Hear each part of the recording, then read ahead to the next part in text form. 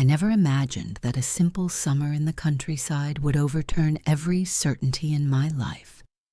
I was trapped in a passionless marriage, suffocated by monotony, and that forbidden desire burning inside me was now impossible to ignore. I had become almost transparent, even to myself. Before continuing, subscribe to the channel. It costs you nothing, while for us it is fundamental. This is how the desire to escape was born in me, to spend the summer away from the city, in the quiet of the countryside. I wanted to rediscover nature, of course, but above all to rediscover something of myself that I had lost in the folds of daily duties. When I proposed the idea to my husband, he immediately accepted, convinced that a little rest would do me good. He couldn't accompany me, obviously. Work commitments were always more important than everything else. I left alone, my heart heavy, but with a spark of hope. I arrived in a small village surrounded by hills and golden fields. The house I rented was simple, but it had that rustic charm that envelops you like a warm hug. And this is where Giulio comes in. He was the farmer who worked in the nearby fields, a man in his 40s, with sunburnt skin and a physique sculpted by hard work. His muscles rippled beneath his open shirt, and his gaze had a depth that unsettled me. Our first meeting was casual. I was walking through the fields, enjoying the silence, when I saw him struggling with the tractor. I approached, shy but curious. He greeted me with a genuine smile, and I immediately felt the tension melt away. I can't explain why, but next to him I felt light, different. From that day on, I found every excuse I could to spend time with him. I helped him with the harvest. We chatted about this and that. But there was always something unsaid between us, a subtle current that touched my skin. Every gesture, every word of Giulio seemed to have a double meaning, and I found myself longing for that attention, seeking his gaze. Then something happened that changed everything. It was a warm day, the sky was clear. I was sitting on an old wooden bench watching him work. Giulio approached, but this time he didn't have his usual smile. He handed me an envelope, his face serious, almost enigmatic. "I thought a lot about giving you this," he said, his deep voice vibrating in the air. Without another word, he went back to work, leaving me there with that letter in my hands. I opened it with trembling hands. The sheet inside was not written in pen, but printed, as if he wanted to hide his own handwriting. Those words pierced me. "I know who you are. I know what you're missing. You're here to find something you never had. If you want the truth, come tonight under the tree on the hill." My heart went crazy. Who was Giulio, really? How could he know so much about me? Each sentence seemed to dig inside me, bringing to light desires that I had buried under years of habits. I spent dinner in a trance-like state, my eyes fixed on the clock. Every minute that passed was a step towards that tree, towards an encounter that I felt would change everything. And finally, almost without realizing it, I found myself outside the house, the full moon illuminating the path. When I arrived, he was already there, leaning against the trunk, arms crossed, and a gaze that pierced me. "I didn't think you'd come," he said. His voice was a mix of provocation and challenge. "Why did you write me that letter?" I asked, trying to mask the tremor in my voice. He took a step forward, dangerously closing the distance. "Because I saw something in you that not even you can see. You have a fire inside, hidden beneath layers of duties and expectations. But you're here because you want more, aren't you?" Every word hit me like a whip. No one had ever spoken to me like that. I felt his presence like a warmth that enveloped me, a call that I couldn't ignore. He took my hand, and that simple gesture went through me like an electric shock. The heat of his skin against mine, his strength, the way he looked at me as if he wanted to burrow inside me. Everything helped to melt my resistance. "There's nothing wrong with wanting something you've always been denied," he whispered, and those words were the straw that broke the camel's back. I backed away, scared of myself. I ran home, but his words followed me. They nestled in my thoughts, in my dreams. That night I didn't sleep a wink, trapped in a whirlwind of emotions. The next day I woke up with an empty feeling. I was suspended between two worlds. Everything I did seemed unreal, while the memory of Giulio became more and more intense. When he knocked on the door in the afternoon, my heart jumped into my throat. He was there, with a basket of fresh peaches and that look that I now knew well. "I was passing by and thought you might like it," he said, and his tone was warm, almost intimate. In that moment I understood that it was no longer just about words or looks. There was a road in front of me, and the choice was mine, alone. Perhaps for the first time in my life, I felt that I was about to really do something for myself. His strong, work-worn hands carefully held that basket of peaches, and the way he handed it to me sent me an indefinable emotion. It seemed that that simple gift contained something intimate, as if each fruit were a hidden promise. "Thanks," I murmured, picking up the basket with slightly shaking hands. Giulio took a step forward, his gaze glued to mine with a brazen confidence, and I felt a shiver run through me. A part of me wanted to move away, but another remained there, prisoner of that magnetism that was now impossible to ignore. "My mother always said that you don't choose the fruit, it chooses you," he said, an enigmatic smile that seemed to hide a double entendre. He stared at me as I bit into a ripe peach, the sweet juice sliding past my lips. It was as if that simple gesture contained a secret, a silent understanding. I realized that a dangerous game was being created between us, made up of suspended looks and words.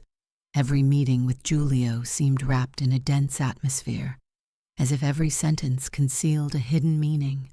The days passed, and he continued to show up with some excuse: a basket of fruit, a bottle of artisanal wine, an old book found by chance. Every time he appeared at my door, I felt an invisible thread tying me closer to him, entwining our lives in a web of lies and secrets. Over time, our conversations became more and more intimate. The silences became longer. They became almost physical, as if the air between us was charged with electricity. One evening, during a walk through the fields, Giulio spoke to me about his past.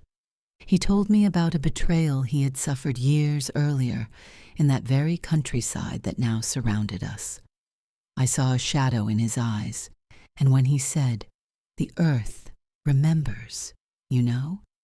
You can try to run away, but it will always bring you back," I sensed a mixture of bitterness and longing. His words struck me.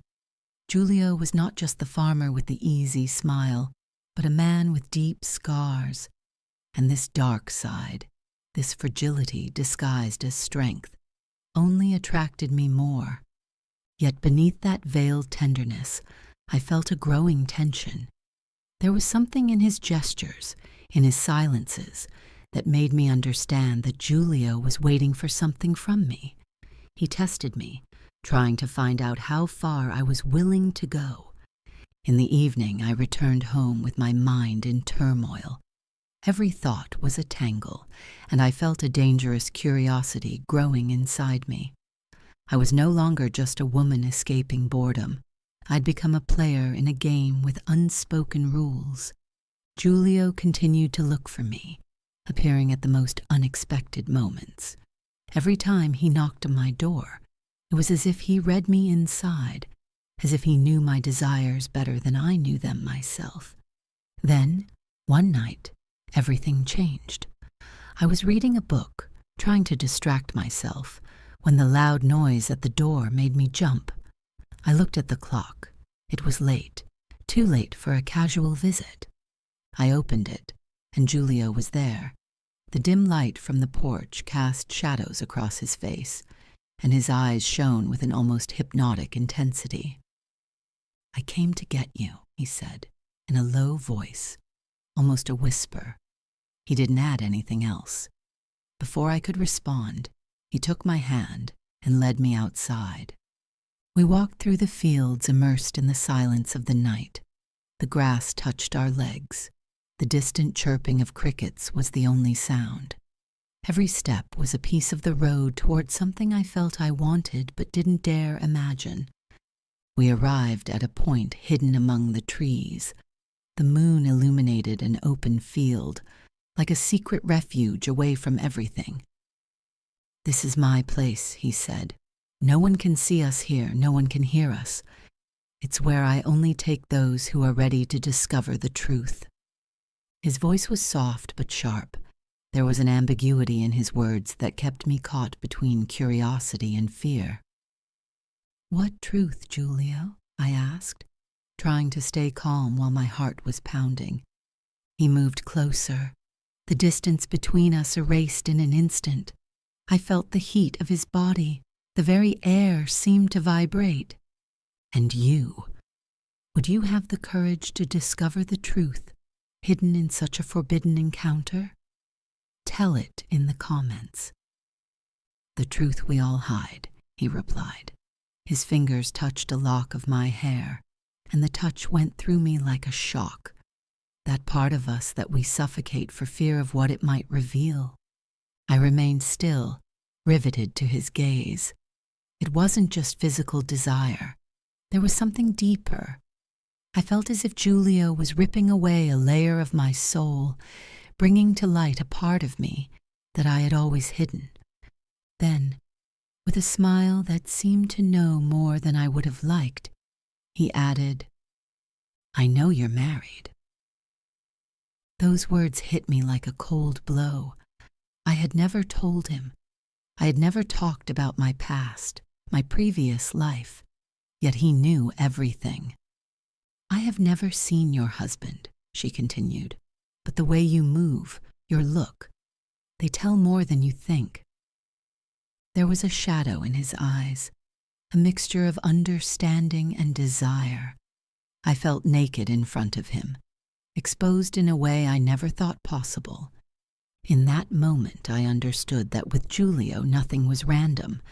He had been reading me since day one, and now he was just waiting for me to take the next step. And the question that haunted me was no longer whether I would give in, but when. His words were like thin arrows that infiltrated the depths of my consciousness, awakening corners of my soul that I thought were buried forever. I wasn't just a woman fleeing from monotony. I was a woman hungry for something real, for someone who could look beyond appearances and really see me. I remained silent, unable to find the words. Giulio observed me intensely, as if he wanted to decipher my thoughts, read every emotion that crossed my face. Then, without warning, he took my hand and brought it to his chest, above his heart that was beating strong and sure. "I have my shadows, too, my secrets," he admitted in a voice that vibrated between us. "If you wanted, we could share them, watch them together." Those words opened a door inside me.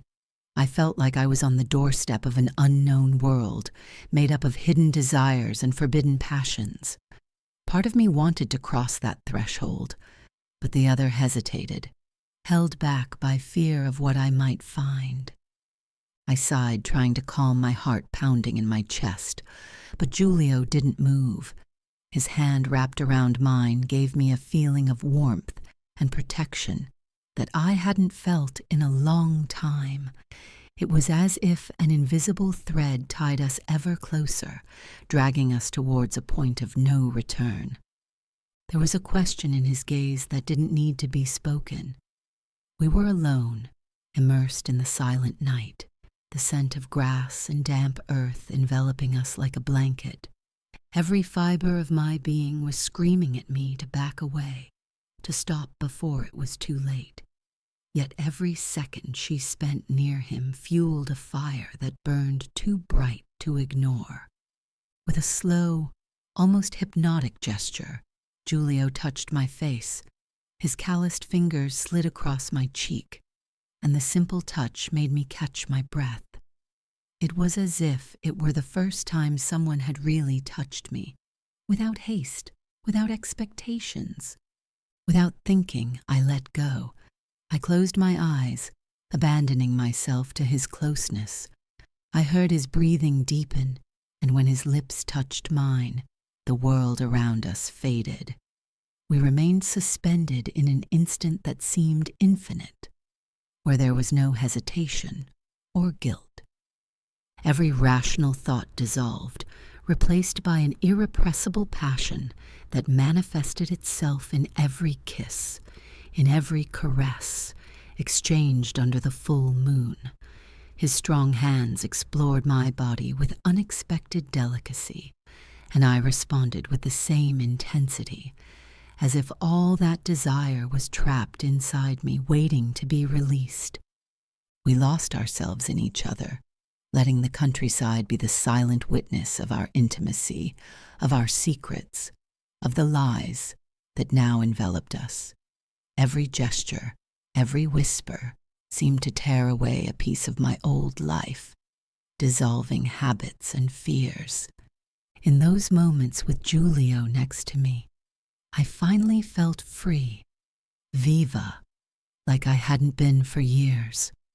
When it was all over, we remained embraced in silence, enveloped in the stillness of the night. No words were needed. In our synchronized breaths, in our hands still intertwined, there was the awareness that nothing would ever be the same again. I stood there, holding him close, trying to absorb every detail of that moment. I felt suspended between two lives, the one that had brought me there, made up of responsibilities and duties, and this new reality where everything was raw and authentic. Giulio, with his enigmatic smile and penetrating gaze, had dismantled all my certainties. It had forced me to look inside myself, to see parts of myself that I had locked away under layers of habits and sacrifices. Yet I knew that magic would be short-lived. When the first rays of dawn began to color the sky, I felt a restlessness growing inside me, the call of reality, of a life I could no longer ignore. I pulled away from him, still unsure of what to say or do. Giulio also seemed to feel the weight of that moment. He looked at me in silence, as if he knew something had broken between us. "You know we can't go on like this," I whispered, trying to mask the chaos eating away at me inside. He shook his head slightly, a small smile on his face. Sometimes life gives us just a moment, and it's up to us to decide what to do with it. Maybe we'll never see each other again, or maybe we will. But what happened tonight is real, and no one can take it away from us. His words hit me in the chest, leaving a deep mark. I knew he was right. I couldn't erase what had happened or pretend that the part of me that had responded to its call didn't exist. Yet I didn't know how I would be able to go back to my usual life. At my wedding, I felt torn between the desire to relive those moments and the sense of guilt that was starting to creep in, slowly but surely. When we said goodbye, I felt an almost physical distance between us, like a widening void. I returned home with a heart full of contradictions, poised between two worlds. I knew that the border had been crossed, and that nothing inside me would ever return to its place. In the following days, I did everything I could to avoid Giulio. I hid from his looks, from his sudden appearances, but it almost seemed like he enjoyed looking for me. Every time our eyes met, I felt an irresistible pull, an invisible thread that held me back. It was as if a secret language, existed between us, a complicity that we could no longer deny. Then, one evening, I found a carefully folded piece of paper slipped under the door. I now recognized his neat handwriting well. Few words, but capable of starting a fire. Let's meet. We left a story unfinished. I stared at that sentence, my heart beating wildly. I knew full well that it was a bad idea, that I was playing with fire and risked getting burned.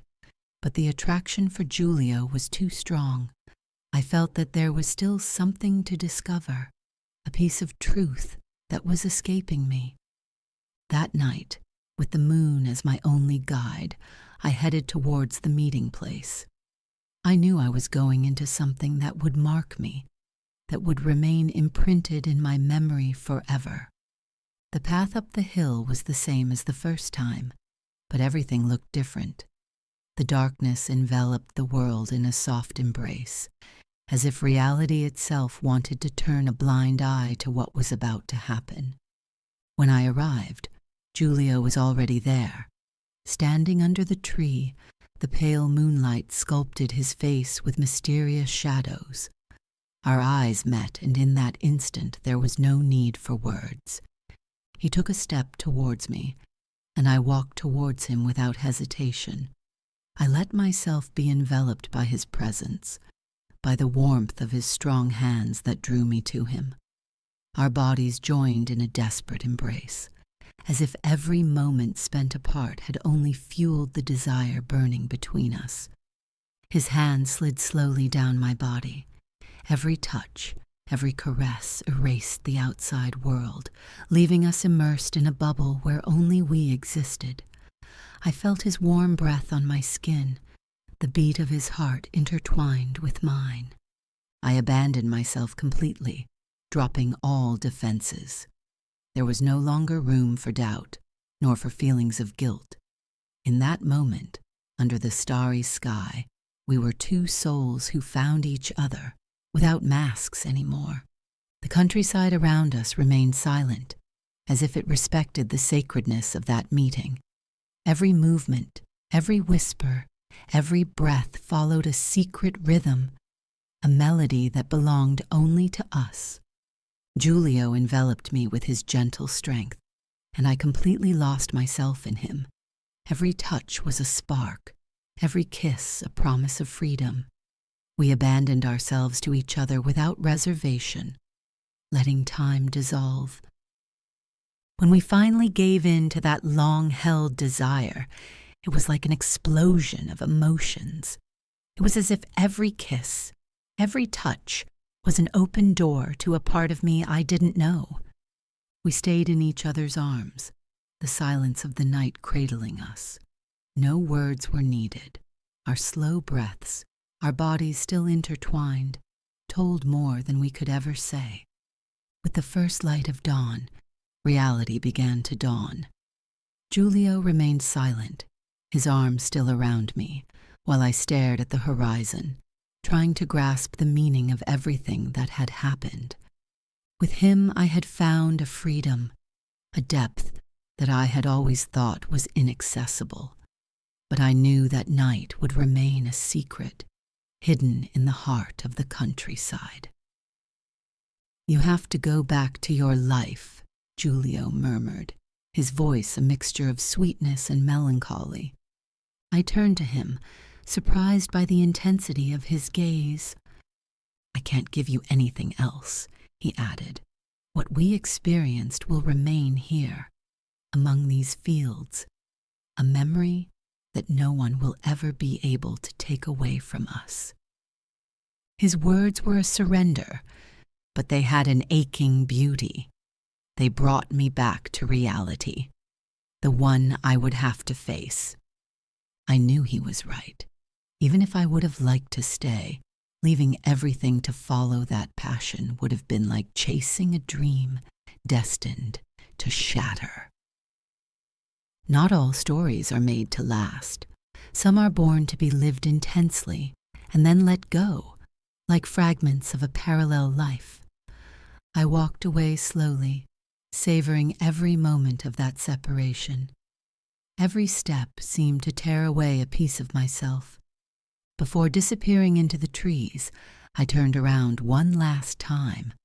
Giulio was still there, a solitary figure immersed in the uncertain morning light. I would have kept that image, that memory, as a secret, a hidden flame that I would carry with me forever. I returned to my life, to my marriage, with a new weight in my heart, but also with a different awareness. That night under the stars allowed me to discover a part of myself that I didn't know. Maybe I would have continued to feel that call, to live with the desire for an elsewhere that I could never really have. But I knew it was right.